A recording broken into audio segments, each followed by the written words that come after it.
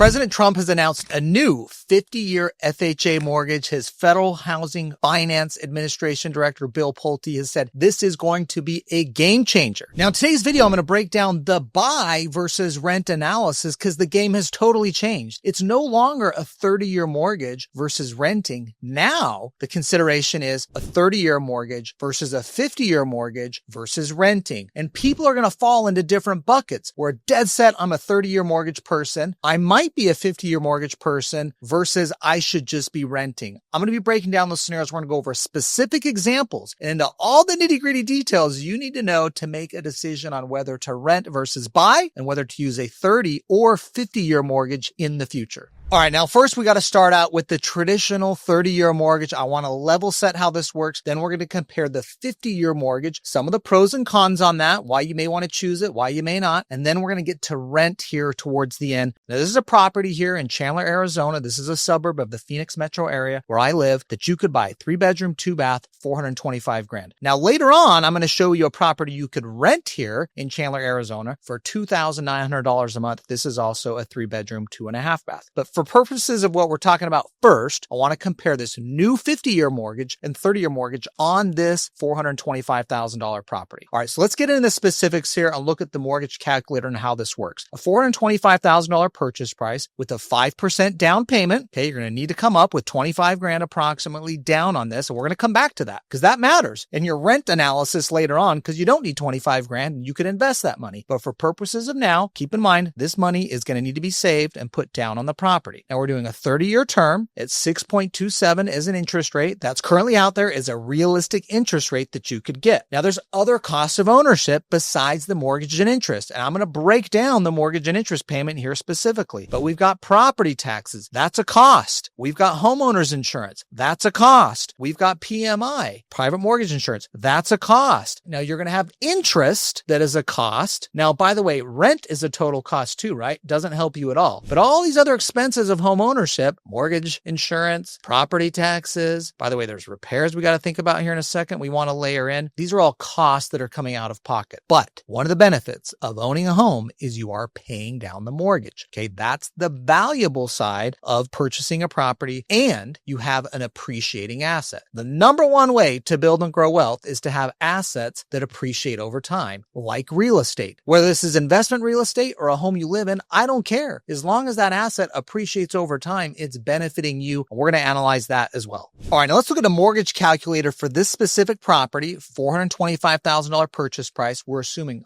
5% down payment, going to be about $25,000 here. 30-year term. Okay, I'm going to get to the 50-year term here in a second. Interest rate of 6.27%. That's a realistic interest rate you could get to purchase a home right now. Now, I'm going to get into these other costs on your mortgage, property taxes, mortgage insurance, homeowners insurance. Okay, we're going to come back to that here in a minute. But at first here, keep in mind, your mortgage payment will be $2,491 a month, essentially $2,500 a month. That will be your mortgage payment. Plus these other costs, by the way, property taxes, homeowners insurance, mortgage insurance, it's going to get you up to $2,845 a month as a monthly payment. Now later I'm going to compare rent, and we're going to look at a 50-year mortgage here in a second to see how this cost gets reduced. That can help with affordability and get you into a home. But I want to level set here first with the standard decision and the most common option here of the 30-year mortgage. All right, now let's dive into the amortization schedule details here. This is super revealing to the value of the 30-year versus the 50-year mortgage. At first, when you were paying money on your loan, this is the 30-year, as you pay $29,000 approximately to the bank, you're only getting $4,700, reducing your loan balance. The rest of that money, $25,000 and change, is just interest to the bank for the loan. That is not benefiting you at all. That is a total cost. But I did get $4,000 paying down my loan balance, and we're going to come to some other benefits here. There's one huge benefit we got to calculate in here. So my principal is going down a little bit in a 30-year mortgage. Now, over time, as your loan balance is getting paid down, the interest applying starts to go down as well because you have less of a loan. So there's less interest due on the loan. So your mortgage payment is paying down the principal more because more and more gets applied to the principal. Now here at about year 20 in a 30-year mortgage, the majority of what you're paying over your $30,000 here, $29,000 a year in mortgage mortgage payments, the majority of the payment is actually reducing your principal as opposed to paying interest until, as you see here, the total loan is paid off. Now, second point I want to make here is the loan balance. As you look here over the life of the loan, this is your loan balance here in blue. When you get to about year 20, the loan balance is about half of what the total loan balance here is when you got the loan in the first place. That $400,000 loan balance when I got it in the first place versus about 200 grand here at year 20. What that means is it takes me twice as long to pay off the first half of the mortgage as it does the second half of the mortgage. All right. And that's because of the 30-year spread here. And because of the higher interest, I've got to have more of my payment going to pay down interest versus paying down the principal over time. That's just how loan amortization works. And that's how the banks win. You win in the long run by paying this down over time and having the bank's money starting to work for you here towards the second half of the loan here, as more and more of your payment is paying down principal as opposed to paying interest. All right, now there's a huge benefit here, of course, to owning property. We're going to state here that is massive and helps you create wealth. I don't want you to look at this as being too negative here. I'm just trying to point out the costs of this. Now, we also need to layer in the other costs here of that payment. We've got property taxes, we've got homeowners insurance, we've got mortgage insurance, okay? That $2,500 payment that's going to the bank, there's also other cost of home ownership here, not to mention some maintenance and repairs that you probably need to layer on and get to about a $3,000 a month total cost of ownership of the property. So, but here we've got those other costs out. Your mortgage payment total is going to be $2,845. All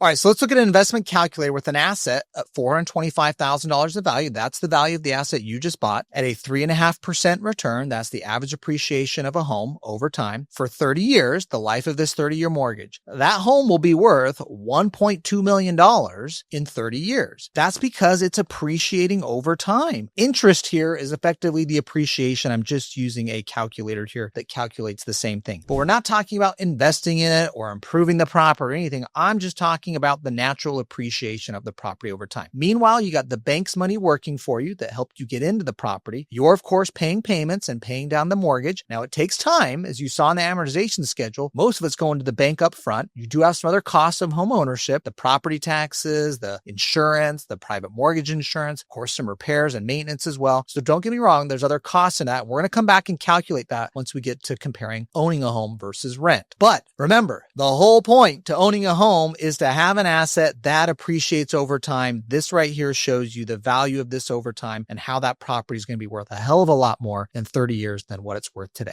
All right, now let's look at the 50-year mortgage and compare it here. All right, we've got the same property, $425,000 purchase price, 5% down payment. You're going to have a loan balance of about 400 grand. The cost of this, the property tax, the insurance are going to be about the same. The big difference here is going to be the monthly mortgage payment because now I've got 50 years to pay this as opposed to 30. But it is not that big of a savings as you might think. You might think I've got a whole other 20 years. That's almost double the time. The payment should be half of what I'm having to pay. Sadly, it is not. The mortgage payment on a 50-year mortgage will be $2,200 instead of $2,500 on a 30-year mortgage. That is only a $300 difference. Now, this is more than 10%. This is maybe a 15% swing approximately, making it more affordable for someone to get into a home. We're going to talk about whether that makes sense or not. But you can see here, the mortgage payment is more affordable. This is going to let more people afford getting into a home, but it is a terrible outcome on the back end because as you can see, look at this amortization schedule of 50 years. If you're 35 years old buying your first home for 50 years, you're going to be 85 by the time you pay this sucker off. And as I showed on the 30-year mortgage, when you got through your first 20 years, it was all smooth sailing on the last 10 years of the mortgage, right? Because more of the money was going down, reducing the principal amount than was going towards interest and going towards the bank. And that was reducing your loan balance significantly. But here in the 50-year mortgage, you don't get that benefit until year 40. As you can see here, around year 39 and 40, this is when it starts flipping to the majority of your payment going towards principal as opposed to interest. Now let's take it another step further to ask the question of when have I paid down at least half the balance of the mortgage? Remember, this is a $400,000 mortgage. So when do we break about 200 grand? Not till around the late 30s here, maybe you're 40. So again, it's a longer period here where you really start seeing significant savings and pay down on the loan. Now, what do I still have though? I've still got appreciation. All right. I've still got that property going up 3.5% every year. I still have something going towards paying principal. Here in year one, I've got $1,200 going towards principal. Remember, in year one on a 30-year mortgage, I've got almost $5,000 paying down principal. That's a significant difference that's pretty meaningful every year, $5,000 versus $1,200 in these first few years. So the 30-year mortgage, if you can afford it, is far superior to the 50-year mortgage. Now, who is a candidate for the 50-year mortgage? Hey, I'm cutting in here because I want to make sure you know all the stuff I'm talking about on my YouTube channel, investing in alternative assets, whether it's real estate or private funds or private equity, oil and gas, crypto, saving on taxes, all these concepts I love and I talk about here. I want to let you know we do this at my company, Directed IRA. So get on over to directedira.com/call and book an appointment with one of our self-directed IRA specialists that'll help you understand how to take control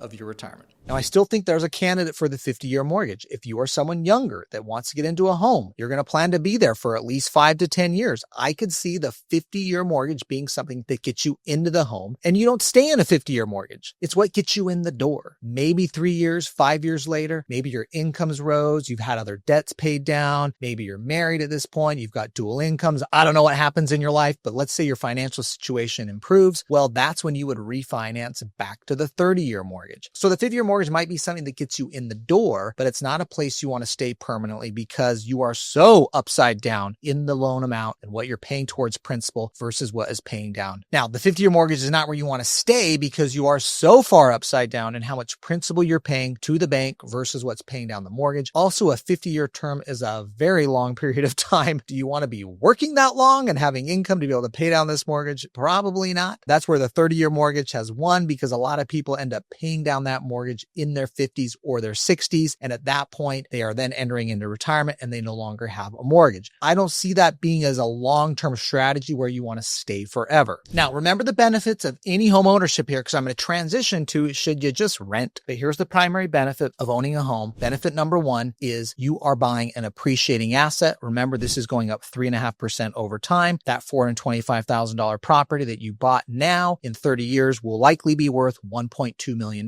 because it's appreciating at 3.5% every year. So I'm adding an appreciating asset over time using the bank's money to help me get there. I only put down 5%, like $25,000, but I'm getting 3.5% appreciation on the whole $425,000 property. And this is one thing I get annoyed when people say, but Matt, couldn't you just take that $25,000 and put it in the S&P 500 and get a 7 or 8% annual return? Sure, you could on the $25,000, but I can get 3.5% return on the whole $425,000 home. I own the whole thing. I get all the appreciation, not the bank, even though the bank lent me most of the money to acquire it. So I'm getting the upside on a much larger asset, albeit at a lower annual return. But in the end, I'm winning out here with the appreciation on the property. And the second benefit you've got to keep in mind is the payment that you're agreeing to is a fixed cost. That monthly payment that I have of $2,500 is going to be the same monthly payment I'm paying 10, 20, 30 years from now versus rent, which is going to go up over time and has between 4 to 6% over the last 5 years. So the cost of renting in 10 years or 20 years is going to be much higher versus the cost when you're analyzing it today. But if I get a fixed rate mortgage, which is what you should be considering here, if I have a fixed rate mortgage, I know that cost of that mortgage payment is going to stay flat over time. So in the examples I've given here, that $2,500, $2,800 when you go all in with the property tax and other insurance, that is going to be my cost of housing. Now, I've got maintenance and repairs. I understand that. We're going to calculate that here in a second, but don't forget those two primary benefits. You own an asset and you've fixed your cost of housing as best you can. You're obviously going to have property taxes that go up over time. You're going to have some cost of ownership of the home. Maybe you need a new roof or an AC unit. That's stuff you're just going to have to bear over time. Not to be trivialized here, but that is definitely a cost. But it is clear the rent will go up. All right, now let's shift to the rent analysis here. We've already looked at the buy scenario on a 30-year versus the 50-year. Now let's look at, should I just rent instead? Now we've got a similar property here, $2,900 a month. This is a 3-bedroom, 2.5 bath home in Chandler, the same neighborhood, same area that I was showing you a buy example here. Now the analysis on the rent is pretty straightforward. $2,900 a month rent. I'm assuming the landlord is going to pay most of the utilities. Maybe there's some costs you're going to have to bear, maybe some nominal renter's insurance, but the costs are going to be pretty low on the rent side here. Maybe all in your $3,000 a month to rent this property. On the other hand, on the own scenario here, we had a mortgage payment, 30-year mortgage, that was $2,850 all in. If I add in some maintenance here, I'm basically at about $3,000 a year, the same damn cost of ownership here to own the property versus to rent. Now on the 50-year, it is actually cheaper. every month to own this property than it is to rent. Now here we've got your total out-of-pocket cost, $2,560. Let's add a couple hundred on there, let's say, for some maintenance and repairs. So maybe you're at $2,750, but this is less than renting. Now, a lot of markets are like this. Phoenix is not necessarily a cheap market to own a home. It's not a cheap market to rent either. So both are kind of in the middle, I'd say, somewhere in the country, maybe a little bit upper half of the country, but we're definitely not the most expensive place nor the cheapest place to live. So clearly here on just your monthly outlay and cost of housing, the 50-year mortgage wins. It beats renting even on a monthly basis. It obviously beats the 30-year mortgage because you're taking more time to pay down the loan. But is that the right decision? Is that what's most important to me right now? Is my monthly cost? Now, for some people it is. For some people, getting into a home in a neighborhood they want to be in a school they want to send their kids to, this is a critical decision. And I can understand some people going for the 50-year mortgage where they can't get into the 30-year mortgage. They can't qualify for that. Renting isn't an option they want. They want a permanent location they're going to be for a long time. I can see the 50-year mortgage being a solution for most people. But the drawback to it is you will have a mortgage for 50 years. If you're 30 years old trying to buy your first home, 35, you will be paying this off at 85 years old. This does not make sense. You will want to get out of your situation of a 50-year mortgage as soon as you can. Maybe get over to the 30-year mortgage, even heck, go for the 15-year mortgage. But I just don't think the 50-year mortgage is the long-term solution where you always want to land. I get it, to get into a home in a place you want to live in and to get access to home ownership. Now, remember, in the 50-year mortgage, the monthly payments you're making for the first really 5 to 10 years, you are making hardly any dent into the principal amount of the loan. Sure, you're going to have a little appreciation on the property, but your mortgage pay down is not going to be great. The first year, $1,200. Second year, $1,272. Third year, $1,300. Look at that. Your loan balance is barely going down every year. Now compare it to the 30-year. We're making some real impact on how my mortgage is getting paid down over time. We're getting $5,000 in the first couple of years, and by year 10, I'm getting almost $8,000 getting paid down on the mortgage balance. Okay, those are significant savings and equity that you're building in the property versus the 50-year. You're kind of treading water. So you don't want to stay in that 50-year mortgage forever. Now, in the rent versus buy, there's a couple other things you need to be thinking about. First, what are my closing costs to acquire the property? All right. There's costs that you have, title fees, closing costs that you're going to incur when you're acquiring a property. Typically, the realtor commissions are borne by the seller, so you're typically not responsible for those. You'll bear those later when you sell the property.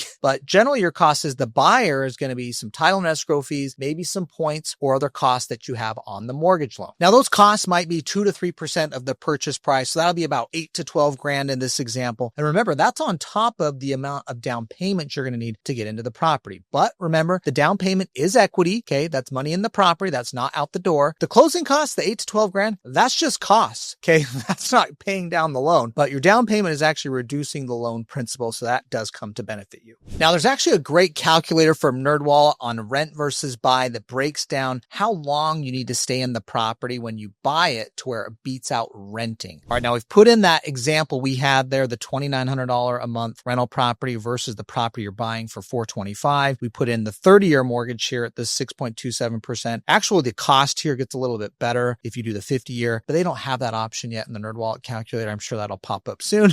So right now I'm looking at the rent versus buy on the 30-year. Now you can see here at year 5 here, it makes sense. This green line shows you that it is cheaper to buy and own the property versus rent. As you can see, that blue line of rent, that is going up over time because the cost of rent is going up over time. The green line is high here because you've got initial costs that you're amortizing and that we've paid in to get the property, to acquire the property. But over time, those payments start to get fixed. And I'm also getting mortgage pay down, so that's helping me over time. But I do have some cost and maintenance of the property. That's assumed in the calculator too. So that does start creeping back up as well. So, but over time here, you'll see you will actually pay off the mortgage at 30 years here. And this payment goes down significantly. You'll still have maintenance and repairs and property taxes on the property because you own it, but you will see the mortgage payment go entirely away. This is a clear example here of where it makes sense. Now, if you were only going to own the property and only live in that area for 1 to 2 years, you would never buy. The cost of home ownership makes 0 sense in that scenario. The cost you're going to spend to acquire the property versus the cost when you're going to sell the property and the realtor commissions, you will never make it up. You're better off renting. But if you're willing to stay at least 5 years, the rent versus buy in a lot of situations in a lot of cities and states, it is actually cheaper to buy despite the mortgage rates being higher than they've been in the last few years, certainly during the COVID area, and despite a lot higher housing costs. Now, I'm just showing you Phoenix here. Every market is different, but really run the numbers here on on this analysis of rent versus buy. Consider the new factor here of the 50-year mortgage, which makes it more affordable for you to get into a home. Also, don't stay there permanently. So that might be your way to get into a property. But once your financial situation changes, maybe in 3 to 5 years, go for the 30-year mortgage. Now, the last piece I want to lay on here is the tax benefits of home ownership. We haven't even talked about that yet, but you will pay less taxes because you get to deduct the interest on your tax return. Now, let's look at someone who has $100,000 annual income, okay, and you're renting that property at $2,900 a month. Now, here, you're going to get a standard deduction, okay? Your total deduction you're going to get there is the standard deduction of $15,750. You don't get to itemize and take your mortgage interest as a deduction. So in this example here, on your tax return, all else being the same, you're going to pay $13,450 in federal taxes. But if we move over to I bought the home and I paid mortgage interest, okay, all that money that I was paying to the bank that we said doesn't help you at all, does actually help you on your tax return. So now I get to take $2,500, the mortgage interest I'm paying to the bank, as a deduction against my income. I don't just take the $15,000 standard deduction that most renters take. I get to take my mortgage interest, which is greater than 15 grand. In this example, $2,500, that reduces my taxable income. Now I'm only paying $11,374. So that reduced my federal tax balance by about $2,000. So I got to keep $2,000 more that year. And that's saving you money. Again, that is a benefit to the home ownership over renting. All right, now that we've gone through the 3 different options, I want to summarize the rules here. When should you do the 30 versus 50-year mortgage, and when should you buy a home versus rent? All right, first, you should buy a home versus renting when you're going to be in the property at least 5 years, when you can afford the mortgage payment, because the value of that is you will be paying down the mortgage slowly over time, but the property will be appreciating as well. Average home is appreciating 3.5% per year, and you are fixing the cost of housing. You're not susceptible to rising rent costs that you will be if you rent. All right, so we do love the ability to get into a home. It's just a financial decision, let alone the personal reasons, the school for your family or kids, whatever may be the case, just from a pure financial standpoint. But as you can see from the examples I gave, the numbers matter. Not everybody's situation is the same. Not every city and market is the same. It might be cheaper to rent versus buy. It might be more of a deal to buy. I don't know. You got to run the numbers. And I showed you how to do it using the different calculators. The 50-year mortgage will get more people into a home. I know it only represented a 15% difference in the monthly mortgage payment, but that's a big deal for a lot of people, whether they're going to qualify to purchase a home or not. If you're going to do the 50-year mortgage to get into a property, consider getting out of that 50-year mortgage. You don't want to be 85 and finally paying off your mortgage so you can retire. You want to get out of that scenario. So as your income goes up, you find other sources of income, your business, you advance in your career, you get married, whatever the situation may be, you pay off debt. I don't know. Get over to the 30-year mortgage and refinance over to the 30-year mortgage. And lastly, on the rent, that can make sense for a lot of people, especially if you're only going to be in an area for 1, 2, 3 years. You don't have certainty about that. You can't afford the home yet. You don't want the burden of a home and a responsibility for it. I get it. You may not want the hassle of it. You may want the lock and leave lifestyle, and that's okay, but you are giving up some wealth building opportunities for doing that.